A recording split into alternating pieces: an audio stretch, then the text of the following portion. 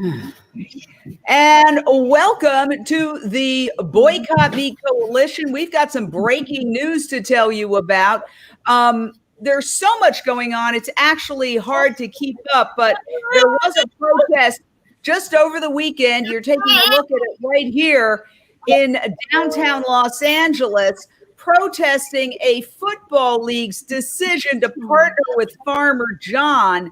And what was really interesting about it is that the football league was saying that they were partnering with Farmer John to celebrate the local community, calling it La Familia.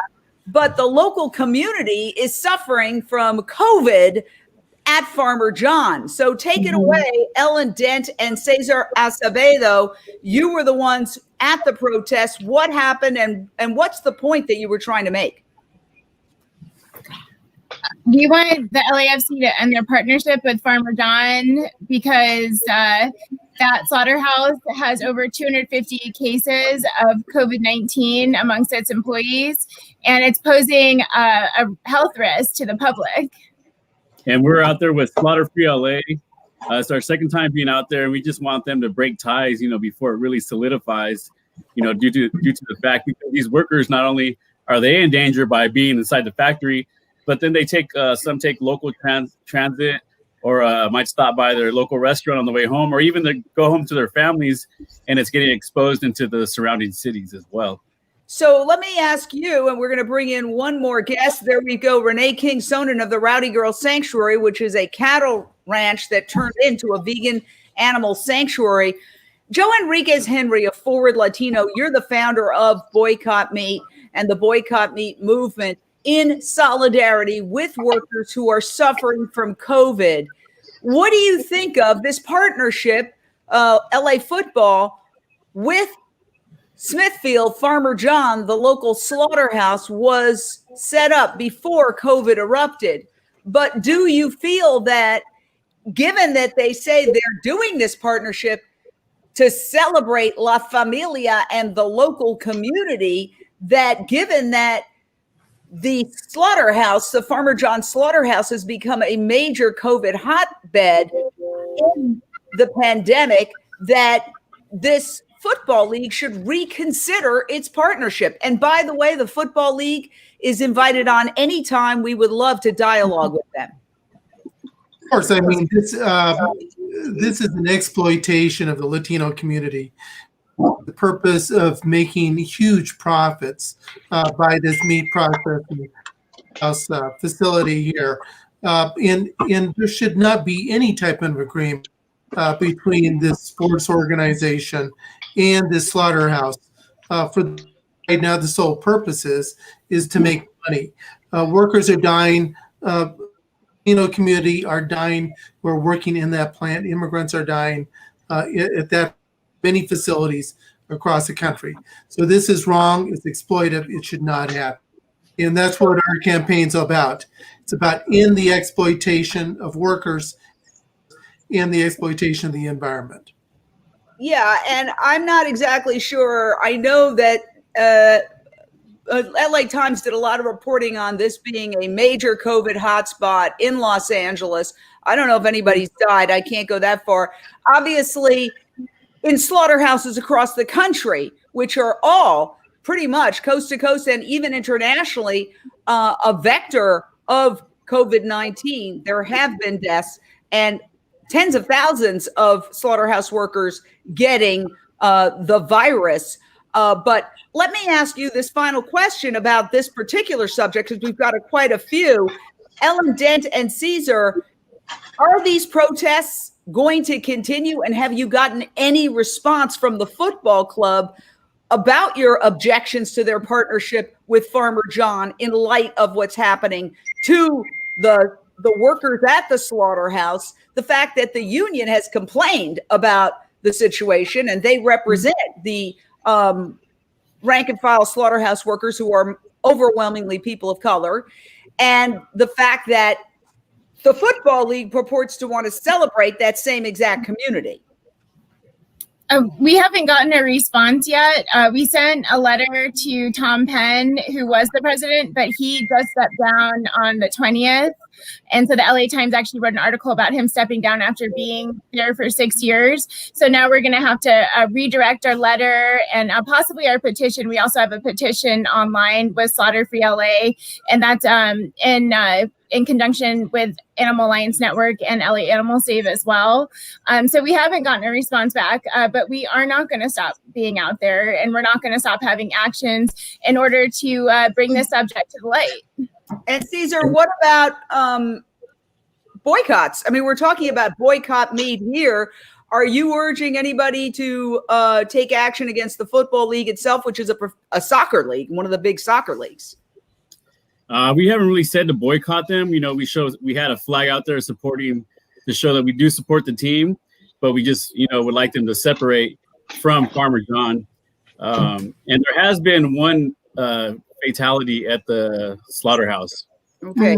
Well, again, I invite Farmer John and the LA Football Club on at any time to discuss this. I'd love to dialogue. Let's go round before we get to the next big story, because we have so many stories on this boycott meet, and get some reaction. Laura Montoya, Reese, what's your reaction to this situation? Sort of this club being accused of hypocrisy to celebrate the Latino community, implicit in their news release about La Familia and community love, and yet the partnership they're making is with Farmer John, which is having a lot of conflicts with the Latino community because of COVID and because of the slaughterhouse itself being a vector of COVID-19. Thanks, Jane. When I read the article you sent, the breaking news, one of the first thoughts was, it just seems like, this is a typical disconnect for people who are more carnist than vegan in the world, to kind of not see a group like Farmer John as being a bad actor, because meat is such a normal thing in our society. The thing that kind of steps out to me beyond that is, I'm always looking at the systems, and you see who owns Farmer John. And the injustice of Farmer John in the world goes beyond even LA. They're a Chinese subsidiary under Smithfield, if I understand correctly, and we are actually subsidizing a lot of their production through our subsidies in the Farm Bill, and so. To me, the injustice is in many ways. Well, let me just ask you about that, because I know that Joe, well, let's get reaction from everybody on this, and then we'll get back to that. What about you, Gwenna? What is your reaction to this entire situation? And you are in Los Angeles, so you're familiar with it. Yeah, so I really echo exactly what Laura said. It's a hypocrisy within itself, because we see it as harmful, and we want to protect this community and wake them up. But to them, it is a celebration, because this is their culture. This is the type of food that they're used to eating. This would be the same if we were to go into, say South Central Los Angeles or Compton, and we were to say, hey, this isn't a celebration. We would be met with a ton of negative resistance, because this is the type of food that communities are used to eating, and it's culturally embedded in them. So it's a shame, because it's like you want to wake your brothers and sisters up, and you want them to know like the injustice that they're dealing with and that they're supporting. I keep getting different levels of awakening with this. I was talking to Laura right before this started, and I was telling her how I'm really starting to really understand the politics and how deep and evil this thing really is when it comes to food, and who we are supporting and giving our money to, and constantly funding and keeping in power just by choosing what we put on our plate. So, Renee King-Soden of the Rowdy Girl Sanctuary, your thoughts? And you're in Texas, by the way, a former cattle ranch turned into a vegan animal sanctuary. Well, Jane, to echo exactly what Gwenna and Laura both said, and what Gwenna was alluding to, is that food is extremely political. And the fact that they are making arrangements with this slaughterhouse that is a hotbed for COVID is perfect evidence of this.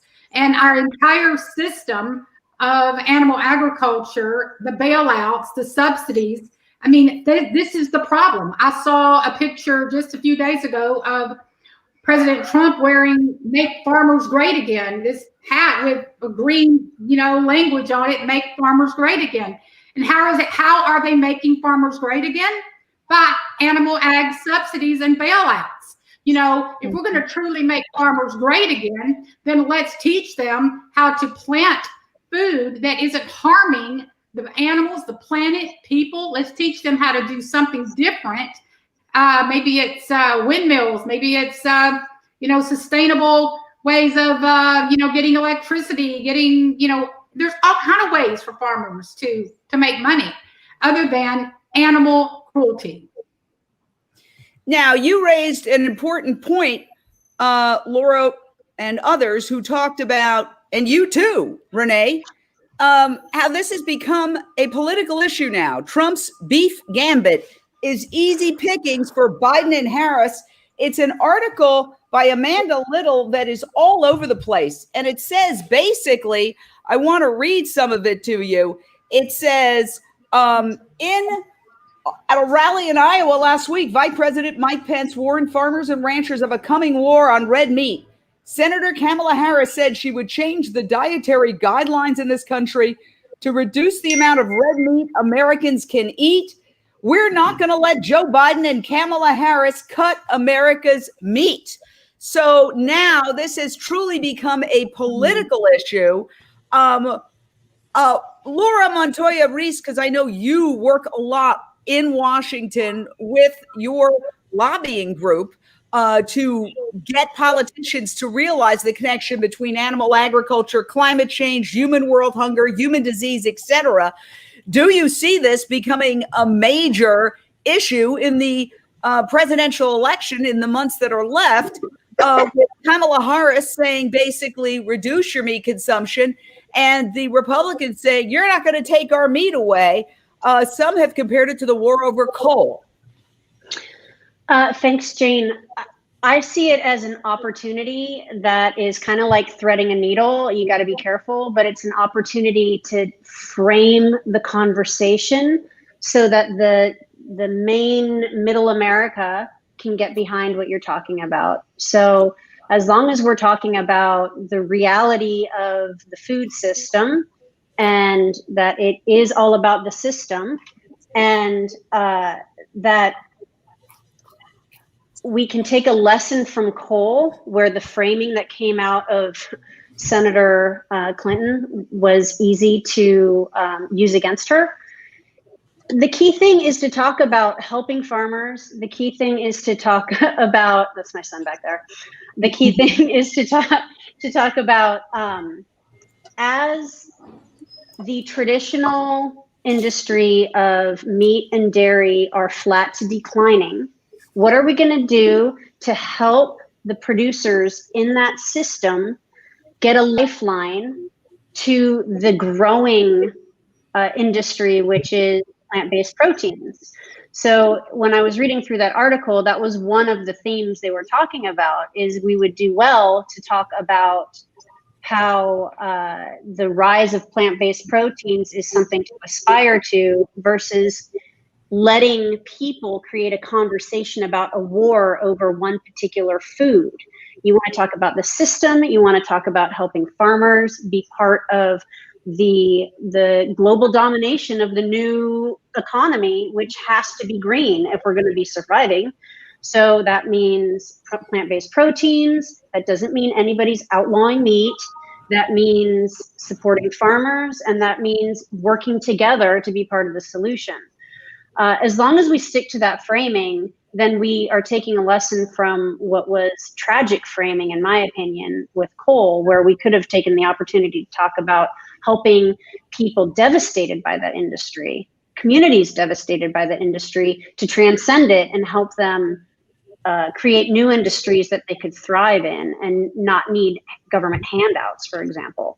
As long as we stick to new framing and we keep the conversation helping small farmers, new, innovative, lucrative businesses, staying current, not keeping people stuck making buggy whips when we want to help them transition to serving new growing markets, then I think this is a winning issue, and I think it's an opportunity. So, Joe, your Boycott Meat campaign is really about, in a sense, politicizing meat, saying it's not just a personal choice. In your case, your focus is that workers are dying. And I hate to go back to some of the unfortunate imagery of this, but there are photos of slaughterhouse workers, who are in really dire straits. And the one in particular that I'm thinking of is this. This is a slaughterhouse worker hospitalized from COVID-19. It is not like the flu. It is a very serious, deadly zoonotic disease that has killed over 175,000 Americans. And slaughterhouses are one of the vectors, one of the hotbeds of COVID, along with prisons and nursing homes. And so, in a sense, is it a good thing that meat becomes politicized, Joe? Well, it's going to have to become political, because if it doesn't become political, we can't help the workers, we can't help the animals, we can't help the environment. This has to be part of the discussion for the November election and afterward. This campaign started on May 1st. And it has really gained steam. We're connecting with workers throughout the country right now. There are unions with livestock farmers too, again with environmental groups. And we're talking about legislation. We're talking about Cory Booker's legislation, Elizabeth Warren. We're also talking about what should be done on a state level when it comes to OSHA, safety standards. We're talking about how these facilities are incubators for the virus. And clearly workers continue to get infected, ill, and are dying almost weekly now across the country and around the world. So it has to be political. It has to be political to protect these workers, to make sure that they have safe working conditions and have a transition out of these facilities to a type of agricultural setup that allows them to be safe and also protects animals. Now, Gwenna Hunter, you and I have discussed this from the perspective of the Black Lives Matter movement. You're the founder of Vegans for Black Lives Matter. And you and I have talked about the fact that to go to, let's say, a Black Lives Matter protest and then go to a fast food joint for lunch, when that fast food corporation or those who are at the top of it are donated to Republican candidates, is like essentially supporting the forces oppressing you. Can you elaborate on that and whether that is something that's coming into the consciousness of, let's say, those in the Black Lives Matter movement? Yeah, and that is like an excellent point. And one of the things I'm doing now is I'm doing a vegan food aid program where we provide produce and groceries and hot meals to different communities as support. And we're doing that right now for the Black Lives Matter chapter here in Los Angeles at their monthly meetings that have like several hundred people.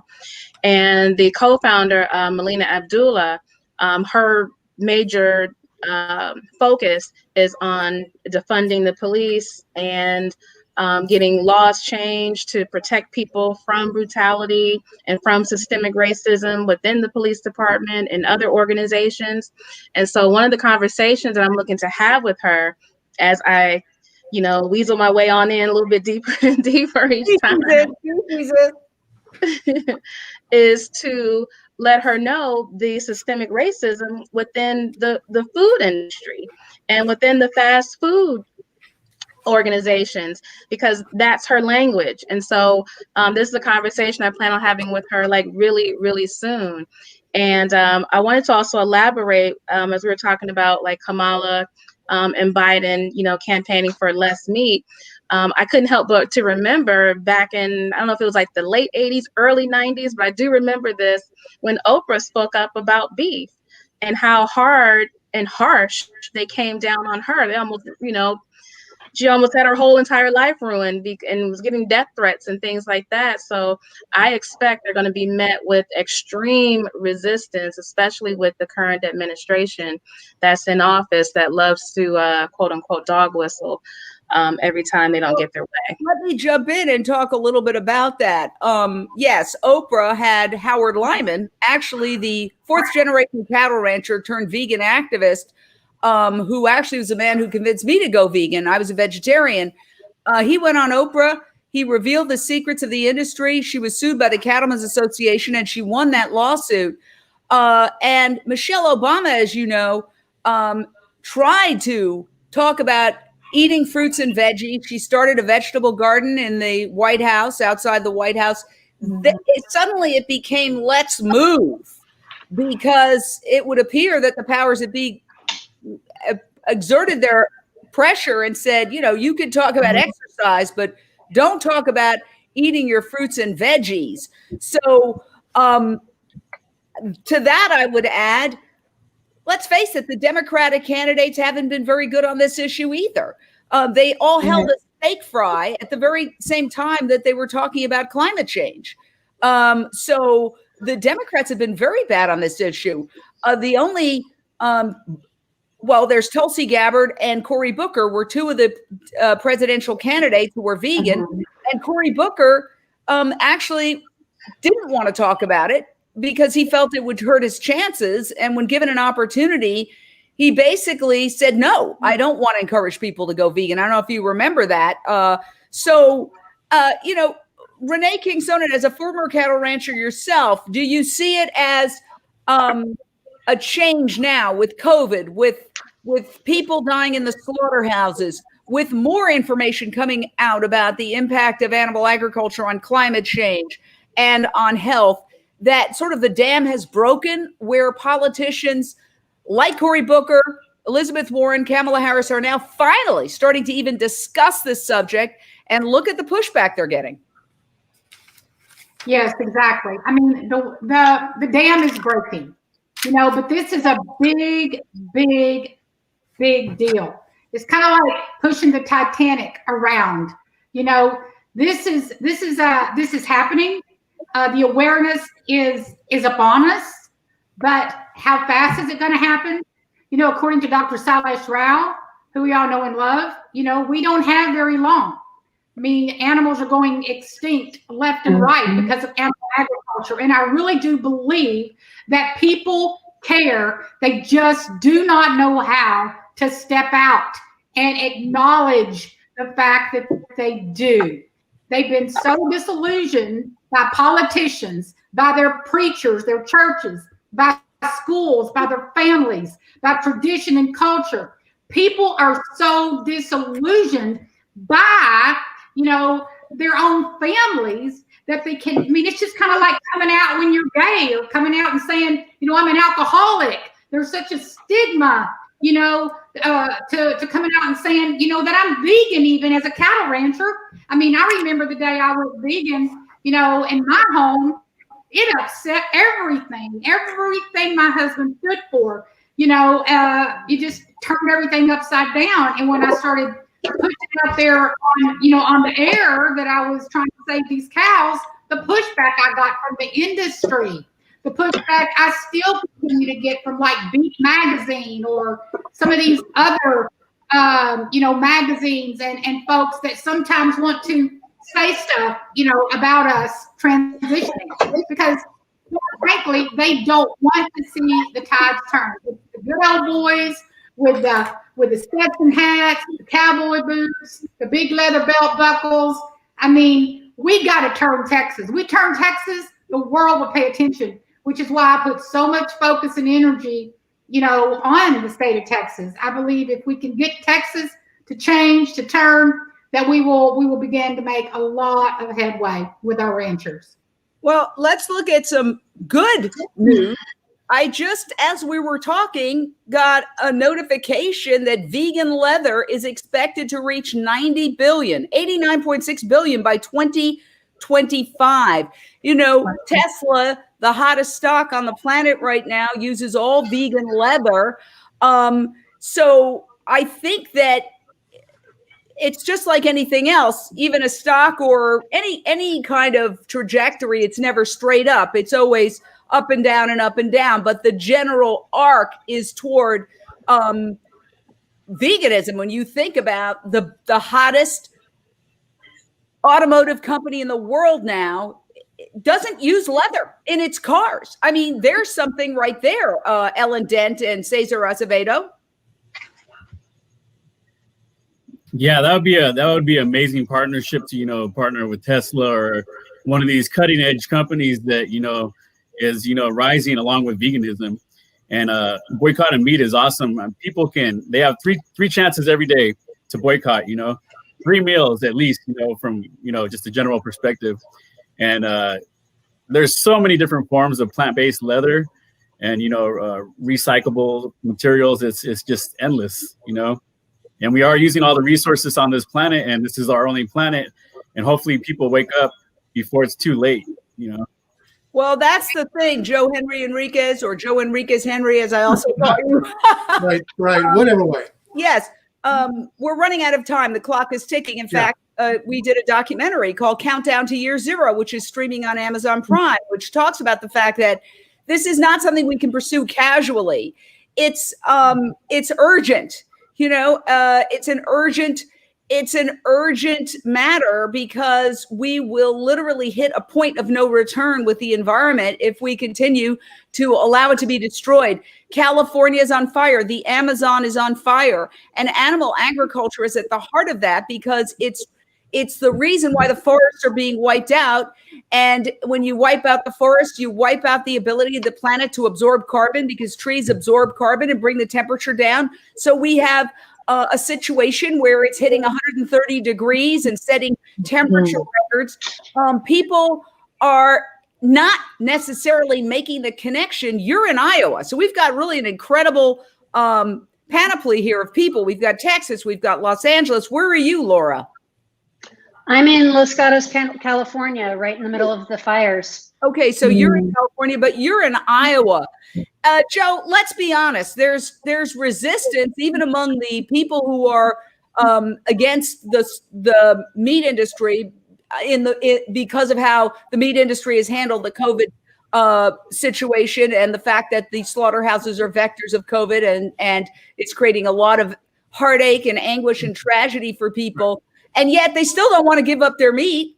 I mean, we've struggled with this right here, just to get people involved who are beating their chests about the workers, but they don't want to give up that steak or that hamburger. Well, I really think that it's changing. I mean, this boycott is really getting off the ground. We're talking with workers here in Iowa, South Dakota, down in Colorado, Washington State, Kansas. So the education is happening there.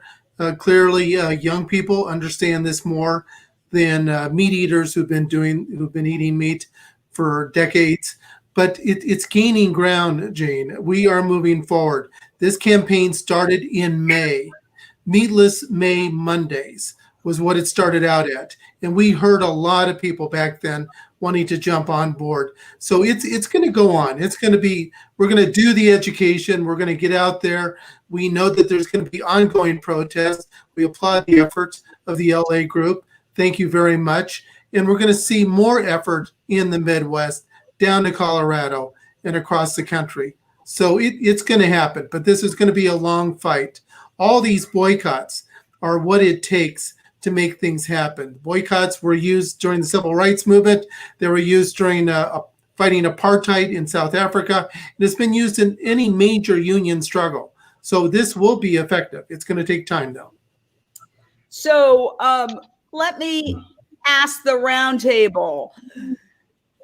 Do you think that this becoming a political issue will at least wake up the Democrats, the environmentalists, the conservationists? In other words, by Trump and Pence actually making this a campaign issue, And by the way, Kamala Harris is no vegan. She said, I enjoy eating a cheeseburger, but I would urge Americans to eat less meat, because Americans are perhaps the largest consumer of meat in the world, at least among the top. And so she spoke about the fact that we could improve a lot of our stats, let's say, by reducing our consumption of meat. So she wasn't advocating veganism. She was advocating a reduction in meat consumption. And that was what Pence and the opposing party used to say they're trying to take away our beef. Laura, I want to ask you, because we've had such a hard time alerting people who you'd think they'd naturally be aligned with the message of reduce or eliminate meat consumption, environmentalists, conservationists, progressives, Democrats who purport to care about the environment, to care about world hunger, etc. They've been pretty blind to this issue. As I mentioned, the Democratic candidates held a steak fry at the very same time that they were purportedly talking about the climate. Do you think, ironically, by making it an issue, that the Trump-Pence ticket has actually forced the hand of Democrats to say, well, am I a MAGA on the meat issue, or am I a progressive? Yeah, I mean, number one, obviously, food is political, and this talking point has been thrown into the political arena, so it's there. The key thing is to talk about it in a way where you take back the framing and you don't let your opponents frame the messaging for you, because when you use their language, you've lost. So to appeal to the environmentalists who should be on board with reducing meat, and to appeal to animal lovers even who are still meat eaters, we all know it's tricky messaging. But so long as you're not blaming workers and you're not blaming the consumers, and you're pointing to the path to take and using language that is going to make people want to go along with you, you're much better off. And I think, in my opinion, Democrats would be wise to reiterate a lot of talking points, like the average American family of four emits more greenhouse gas through their food choices than through their fossil fuel consumption and travel, for example. But you can't just do that. You also have to point to that the industry is changing to plant-based proteins. And Democrats would do well to be very well versed on who the players are in that market, and know exactly what investments they're making and what technologies they're investing in, and talk up about the dynamics in the plant-based protein market, and educate the population and show that it's a place that we're moving to. Obviously, they shouldn't be naming names. I don't want any of my politicians in the Oval Office holding up a product and pitching it. But they should be very well versed in the business of where this industry is going.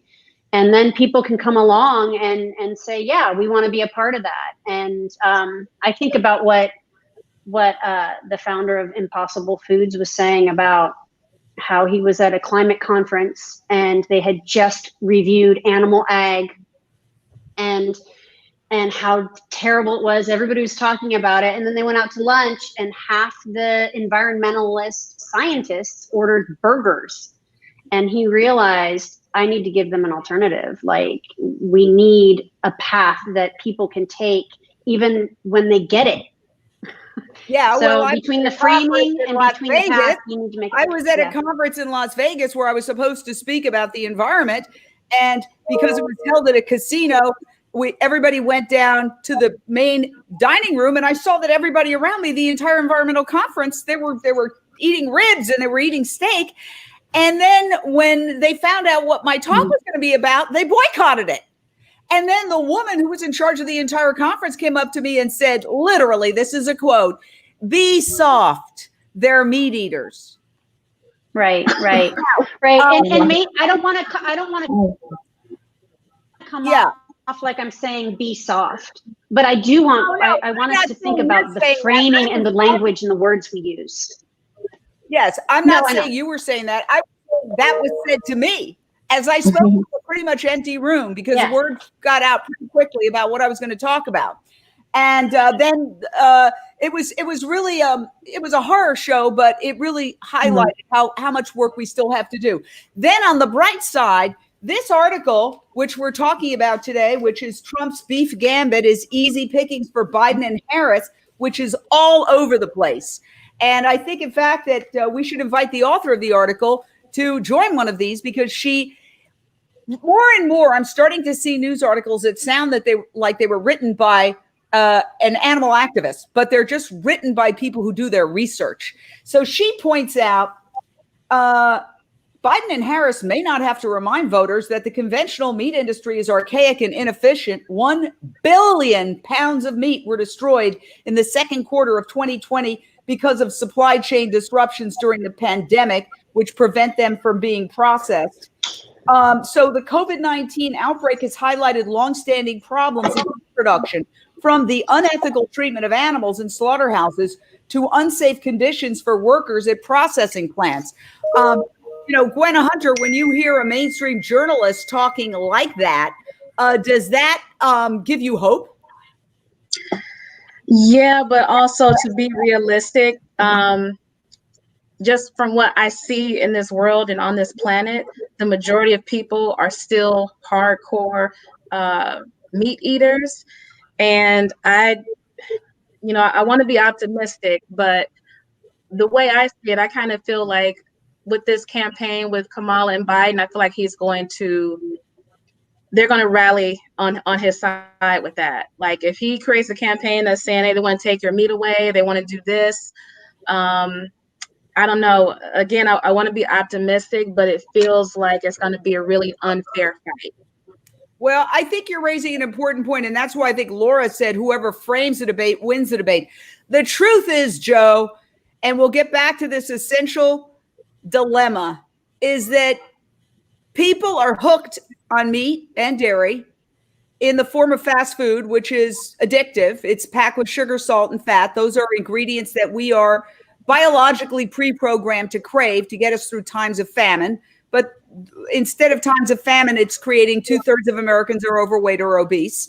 And it's largely because of fast food. I mean, if we just eliminated the fast food, people would probably eat more like our great-grandparents or our great-great-grandparents, who ate a lot of vegetables and a lot of grains because fast food didn't exist. They were eating a traditional, primarily vegetable grain diet with a little bit piece of meat thrown in, because that was the era. They didn't have the kind of industrialized meat production we have today. Yeah. Do you think that there is any way to make this a winning issue, to sell it in a way that people will get? Because I'll tell you what, yes, I use my own neighborhood as a litmus test. I have 2 neighbors who are very actively interested in the meat alternatives, especially since Beyond Meat was the most successful initial public offering since 2008. That had a huge impact on them because money talks in our society, and suddenly they started asking me all about veganism. Right. And Jane, I agree. And the silver bullet is this, and it's just what Laura had indicated. Mm-hmm. We have to reframe this. The narrative should be, to save the workers, to protect the workers, we must boycott meat. That allows us, that gives us the opportunity to discuss how not eating meat is the best route to go. And we need to stop doing it to protect the workers, to make sure that we can implement government regulation to put pressure on these companies, on the government. If we just say, starting out, we're going to boycott meat to save the workers, we're going to get support. We got support in May when we just started with the baby step meatless Mondays. We heard a lot of people say, yes, I can do that. I can do that for the workers. So we need to be doing things like that. That needs to be the beginning narrative. And then we begin the education about how unsafe it is, how unhealthy it is, and how it hurts the environment and, of course, hurts the animals. So we can do all of that. And I also believe that just like you could have fought for horses, but what really saved most horses around the turn of the century was the arrival of the electric carriage.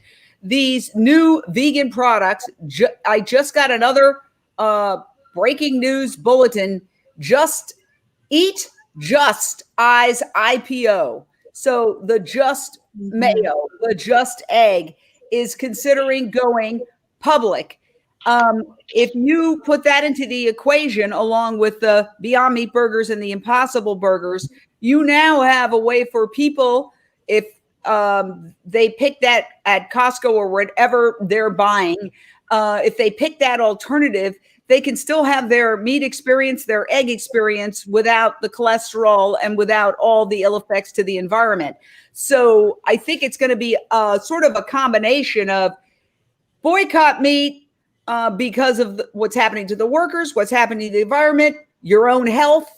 Heart disease, aside from COVID, is a leading killer. Processed meat is cancer causing.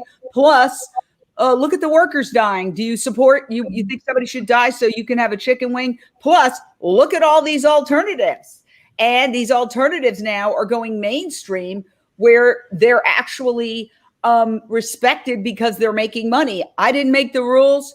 It's very clear to me, until something makes money, nobody gives it the time of day in our culture. So we're about to wrap up. I want to give everybody a chance to finalize their thoughts. So why don't we start with Ellen, Dent, and Caesar? What are your final thoughts? I just don't think that there's going to be anything to gain if we destroy our chances of living on this planet. So I think that, Kamala Harris gets that, and that's why she said that statement. And I think that it's really important that whoever's leading our country know that eating meat is literally destroying our survival chances to live on this planet. So, we're going to keep pushing on our end to get the message out there. We're going to keep protesting. We're going to keep doing worker outreaches like we did with DXP and LA Animal Save at the slaughterhouse in Vernon. And we're going to be out there helping spread the truth so that people know. And as a Latinx, Sundays you could have caught me barbecuing some asada, burgers, watching the game. And I really want to iterate to people, the fans out there, boycott meat, because you're going to help save the workers. You're going to help save the animals' lives. And you might be able to go catch a game in person again, because right now people can't even watch their favorite team in person. So I really urge them to, boycott meat. And Beyond Burger, if you're listening, why don't you link up with LAFC or something? That would be amazing, because you're an amazing company. Oh, you've made so many great points. That's absolutely true. Let's give them an alternative as opposed to just saying, and again, we invite the Los Angeles Football Club, that soccer team, as well as Farmer John, Smithfield, and the Chinese conglomerate that owns them on any time. But yes, instead of just protesting, it might be good to say, here's an alternative. Beyond Meat Burger, Impossible Burger, Tofurkey, all these other alternatives that they could partner with. And so now we're going to move on to Renee King-Sonnen.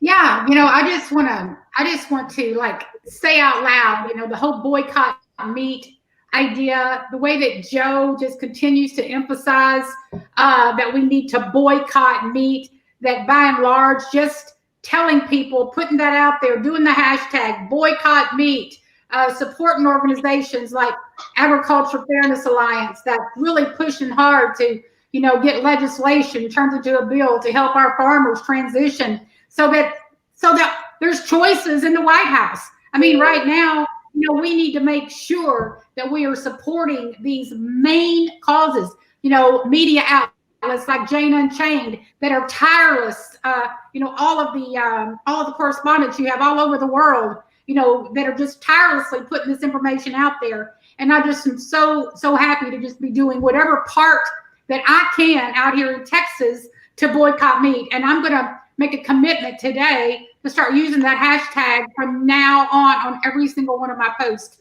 on social media. Wow. Thank you, Renee King-Sonnen of the Rowdy Girl Sanctuary, a Texas cattle ranch turned animal sanctuary. Gwenna Hunter of Vegans for Black Lives Matter. I think, especially with this being political, I think if we connect, and I like what Cesar and Ellen were saying, basically, if we want to get back to a normal society, we need to put this in that conversation and link the fact that COVID is coming from animals and that it's actually in the animals that people are eating right now. So I think if we want to, talk about saving the planet and also getting back to a normal life, you want to go back to going back to a football game. You want to go back to seeing basketball. We want to have festivals again. We want to have community again. Then we need to reduce. Well, I'm not going to say we need to eliminate, but we'll reduce our consumption of meat. Thank you, Gwenna Hunter. All right. And Laura Montoya Reese. Yeah. First of all, I want to say that the work that Cesar and Ellen are doing in LA is so essential. Keep it up. Totally support you.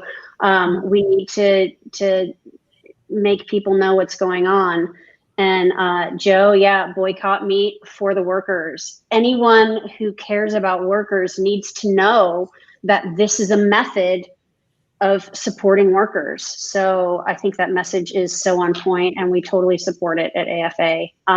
We're thrilled to have Renee on our board. We are right now pushing for at-risk farmer legislation that'll help farmers transition. Well, tell us about that. Tell us a little bit about that. It's legislation. It's a pilot program that would help any farmer feeling stuck, any animal farmer, like a farmer we're working with in Wisconsin right now. His name's Paul. It would help. It would give them a lifeline to jump from a dying industry, dairy, and go into a lucrative industry like growing hazelnuts for the plant-based protein market. In his case, he All right, we got a little. He explained to me that it's not just plant-based milk that he's competing against; it's hamburger. It's the rise of Beyond Meat, because they're selling their cold cows to hamburger. Anyway, so from our perspective, it's where we totally support street activism, changing the culture, making people go vegan, showing people that giving up meat is the right thing to do for all the reasons. And while that's going on, we are focusing on the system and making it so that the system can react to the free market as it shifts to plant-based. And that is what we are working on every day at AFA. And the first piece of legislation to support that is at-risk farmer, because we think that helping the farmers first is the right way to go. Brilliant. And by the way, I don't know if Renee minds, but Renee is going to be having a major summit in November. Very similar to this, where we're going to be looking at some of the issues that need to be answered in order for farmers to transition from animal farming to animal-free farming. And there's so many opportunities out there for them.